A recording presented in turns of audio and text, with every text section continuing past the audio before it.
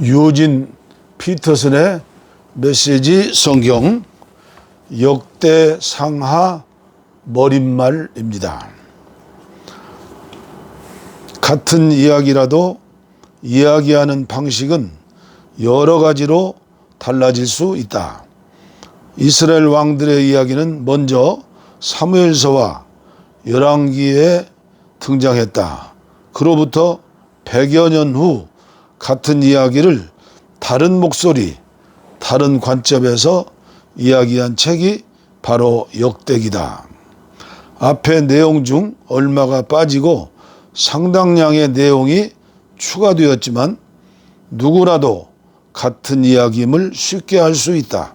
그러나 과거 권위 있는 저술들, 창세기부터 열왕기까지의 시대 이래로 이스라엘의 운명은 상당한 변화를 겪었다.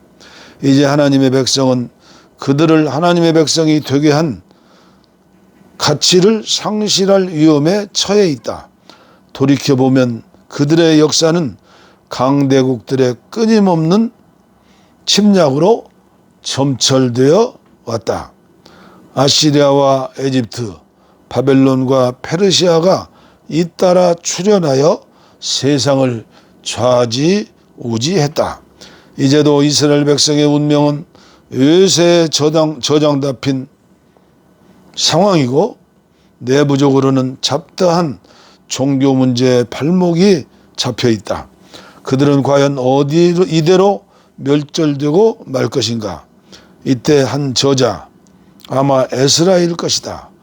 한 저자가 팔을 걷고 나서서 이미 익숙해진 오래된 이야기를 새로운 시각으로 다시 들려준다. 그의 임무는 이스라엘이 하나님의 백성임을 다시금 확신하게 만들고 하나님을 향한 순종을 이끌어내는 일이었다. 놀랍게도 당대 정치적, 문화적 조건들을 볼 때 거의 있을 수 없는 일이었다. 이 사람은 동족의 외면을 받으면서도 이스라엘의 핵심 정체성은 다윗 전통에 입각한 예배 공동체에 있다고 끈질기게 주장했다. 그는 이 일을 이제 우리가 읽게 될 이 책을 쓰는 것으로 완수했다. 덕분에 이스라엘은 고대 근동의 폭력과 섹스와 종교의 잡탕 속에 섞여 사라지는 비극을 모면할 수가 있었다. 이 이야기는 이름으로 시작한다. 어마어마한 이름의 목록 몇 장씩 이어지는 개개의 이름이 등장한다. 이름 없이는 이야기를 풀어나갈 수 없고 그 이름들의 바다에 잠길 때 우리는 개인적이고 유일하고 인격적인 고유의 영적 차원에 눈을 뜨게 된다.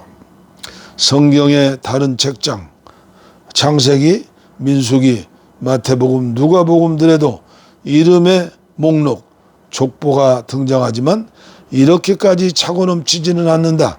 거룩한 역사는 비인격적인 힘이나 추상적인 개념으로 만들어지는 게 아니다. 그것은 이름들로 짜여 만들어진다. 저마다 독특한 개개인들로 말이다. 역대기는 종교의 탈인격과를 막아주는 강력한 방어물이다. 역대기는 또 인간의 삶에서 바른 예배가 차지하는 핵심적 위치를 증언하는 책이다. 역대기 서술의 중추는 예배다. 예배 장소, 예루살렘 성전, 예배 사역자들, 제사장과 레위인들, 예배 음악, 성악과 기악, 그리고 예배의 장인이자 예배에 충실한 수호자인 다윗 왕의 역할에 대한 이야기가 이 책의 중심을 이룬다. 전생에 걸쳐 하나님을 찬양했던 다윗은 죽기 얼마 전 백성의 넉넉한 마음에 감동하여 하나님께 찬양을 드린다. 다윗은 온 회중 앞에서 하나님을 찬양했다. 역대상 29장 10절로 13절 말씀. 우리 조상 이스라엘의 하나님, 옛적부터 영원까지 찬양을 받으소서. 오 하나님, 위대하심과 능력, 영광과 승리와 위엄과 영화가 모두 주의 것입니다. 그렇습니다. 하늘과 땅의 모든 것, 모든 나라가 주의 것입니다. 주께서 친히 모든 것 위에 높아지셨습니다. 부귀와 영광이 주께로부터 나오며 주께서 모든 것을 다스리십니다. 그 손안의 힘과 능력으로 모든 것을 세우시고 강하게 하십니다. 오 하나님, 우리 하나님, 이제 우리가 주께 감사하며 주의 영화로운 이름을 찬송합니다. 시간이 흘러 다윗의 아들 솔로몬이 성전 건축을 마친 뒤에 그는 온 회중이 보는 앞에서 무릎을 꿇은 채 하늘을 향해 두 팔을 들고 기도한다.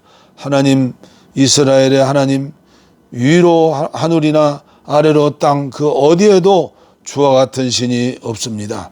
주의 종들이 주의 길을 따르며 성실하게 살아갈 때 주께서는 그들과 맺은 언약을 확실히 지키시며 그들을 변함없이 사랑해 주십니다.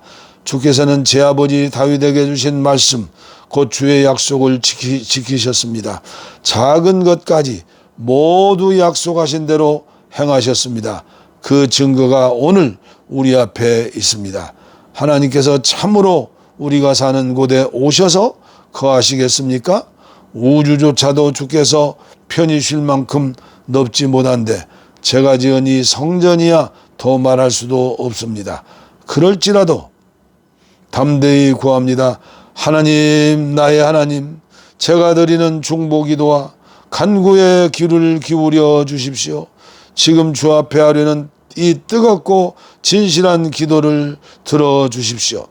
주께서 주의 이름으로 존귀하게 하시겠다고 약속하신 이곳, 이 성전을 밤낮으로 지켜보시고 제가 이곳에서 드리는 기도를 들어주십시오. 또 주님의 백성 이스라엘이 이곳에서 기도할 때 그들의 말에 귀 기울여 주십시오. 역대하 6장 13절로 15절, 18절로 21절 말씀. 이스라엘의 이러한 과거 이야기가 말해주는 바 하나님의 백성인 우리의 정체성을 기르고 지키는 데 있어서 무엇보다 선행되어야 할 것은 예배다. 예배. 정치나 경제나 가정이나 예술이 아니다. 또 예배를 준비하고 드리는 일이 있어서 그때그때 기분이나 운에 맡겨도 좋을 만큼 사소하게 여겨도 될 것은 아무것도 없다. 예배당 건축, 예배위원 세우는 일, 예배 음악, 신학에 있어서도 그렇다. 전에는 하나님의 백성인 이스라엘의 정체성과 생존을 위협하는 요소가 외부의 적대 세력들, 이집트, 가나안, 블레셋, 아말렉 같은 이라고 보았다. 그러나 정말 중요한 것이 무엇인지를 따져 묻는 이 책에 따르면 이스라엘에게 무엇보다 중요한 것은 올바르고 충실한 예배다. 하나님의 백성은 근본적으로 정치 공동체도 군사 공동체도 경제 공동체도 아니다. 하나님의 백성은 예배로 모인 거룩한 회중이다. 모세에게 뿌리를 둔 다윗의 전통의 예배를 잃어버리는 것은 곧 거룩한 백성의 와해를 의미한다. 주변 문화의 대중적 세속 예배에 미혹되어 거기 빠져드는 일 역시 거룩한 백성의 멸절로 이어진다. 이 책을 읽다가 이 책의 이름 목록에서 자기 이름을 발견하게 될 독자는 많지 않을 것이다. 또 여기에 묘사된 성전과 건축학적으로 유사한 예배당을 가진 지역교회 회중도 많지 않을 것이다. 내 족속 가운데서 찬양대원과 예배위원을 모집하고 임명할 수 있는 교회들 역시 많지 않을 것이다. 그렇다면 남는 것이 무엇인가? 예배가 남는다. 그리고 이름들이 남는다. 예수 그리스도를 통해 자신을 계시하시는 하나님께서 규정하고 채우시는 바른 예배와 하나님의 백성인 거룩한 예배 회중을 이루는 개개인의 이름들 말이다. 그동안 그리스도인들은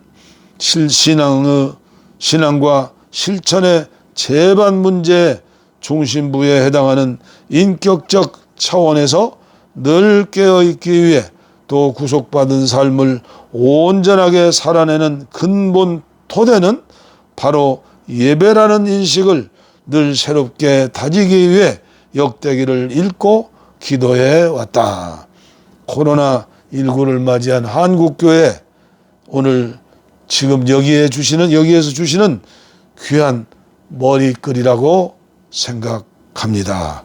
아멘. 감사합니다.